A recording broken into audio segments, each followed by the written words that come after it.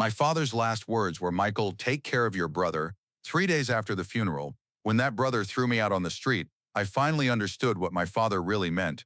My name is Michael Turner. I'm 34 years old, and I learned life's most bitter lesson from my brother David. My father, Robert Turner, owned a small construction company. We weren't wealthy, but we lived comfortably. A two-story house, a small but profitable business, and savings he'd accumulated over the years. David was always the family's golden child. He graduated university with honors, succeeded in business, got married, had kids. I was the dreamer brother who pursued art. Dad clearly favored David, but I never complained. I stayed quiet to keep the family peace. When Dad had his heart attack, he spent 5 days in the hospital. Throughout that time, David constantly talked about the will. "Dad, we need to get things in order," he'd say. "Michael's situation is obvious. He can't handle responsibility." On Dad's final day, I was by his side. He held my hand and said, "Michael, take care of your brother. I always wanted him to protect you, but I see now that you're the one who needs to protect him." At that moment, I didn't understand what he meant. On the day of the funeral, David seemed deeply affected.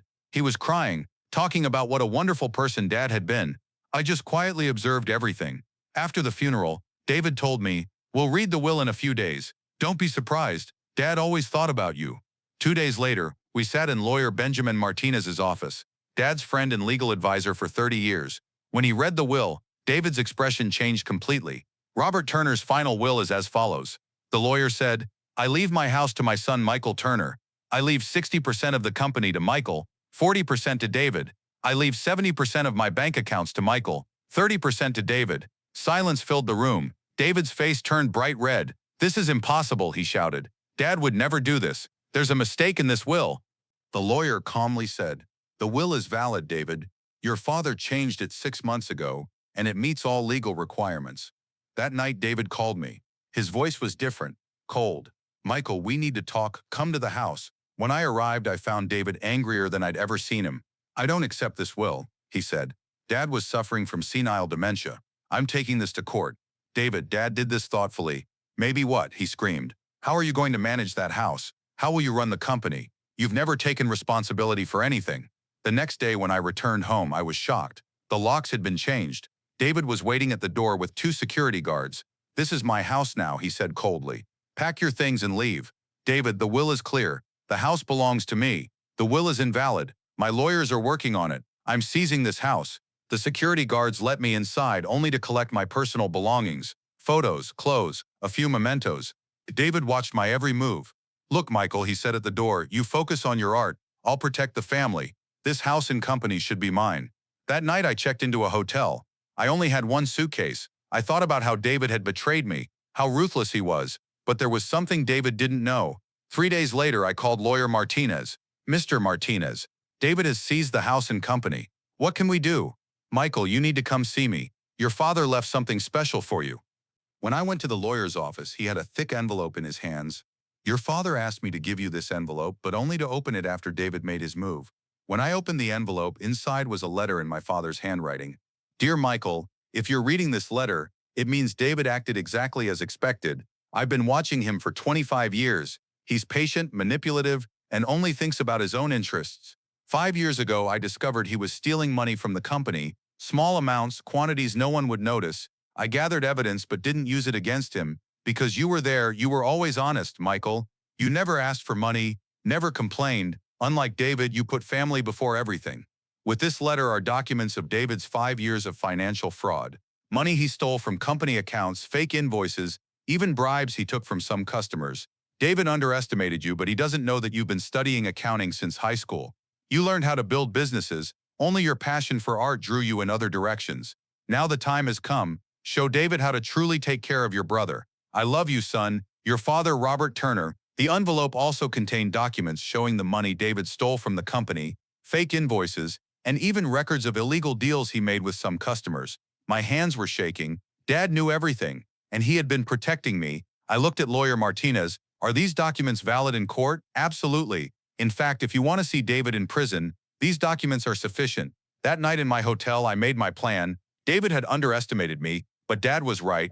I could strategize too. The next morning I called David. "David, we need to talk. I have an important offer." "What offer, Michael?" "I told you, the will is invalid." "Forget the will. I want to sell you my share in the company. Cheap." I heard the change in his voice. How cheap? A quarter of the company's value. Cash. Are you serious? Why? Because you're right, David. I can't run the company, but I want my house. I'll sell you my share. In exchange, the house stays with me. I knew David's greed. He couldn't refuse this offer. Let's meet at the office tomorrow, he said, with our lawyers present. The next day at the meeting, David was very pleased. He was getting the company for almost nothing. While signing the papers, he said, "Look, Michael, this is best for everyone. You focus on your art. I'll grow the business." After signing, I looked at David's lawyer. "I have a question. Since David now owns the company, all financial liability transfers to him too, right?" "Yes, all of the company's past debts and obligations transfer to David." David smiled. "What debts, Michael? The company is profitable." At that moment, I pulled out the documents my father had left from my pocket. "I'm talking about these debts, David." The documents spread across the table. The money David stole, fake invoices, tax evasion documents. David's face went pale. Where did these come from?" "From Dad. He knew everything. He'd been watching you for 5 years." His lawyer began examining the documents. His face grew increasingly serious. "David," his lawyer said, "if these documents are authentic, the company has at least $2 million in tax debt, plus penalties. It could total $4 million. $4 million. David's voice was trembling. "And these are documents with your signature." I said, "Now you own the company. All these debts are yours." David jumped up. "This is a trap. You deceived me." "No, David. You deceived yourself. You're seeing me as stupid was my biggest advantage." David's lawyer was whispering to him. David's face had turned ashen. "What are we going to do?" David asked in a trembling voice. "You have two choices," I said. "First, I go to the police for tax evasion and embezzlement. Second." "What's the second?" "Second, I keep these documents secret. In exchange, you quietly leave me the house and remaining inheritance. You manage the company, but you work clean."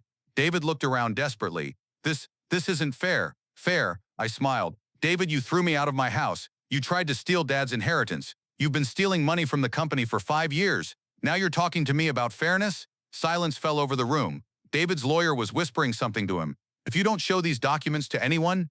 David asked. "I won't, but with one condition. From now on, you'll work clean. If I catch you committing crimes again, I'll expose both these documents and your new crimes." David hung his head. "I accept." That day, I returned to my house. David had packed his things. As he handed me the keys, he said, "I underestimated you." "Yes," I said. "And Dad knew you underestimated me. That's why he protected me."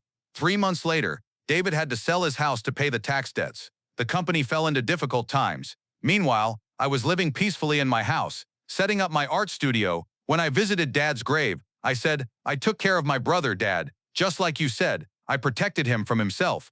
David's underestimating me had been his biggest mistake, because quiet people are always the observers, and those who act at the right time. Dad was right. I had taken care of my brother, and he had taken care of me.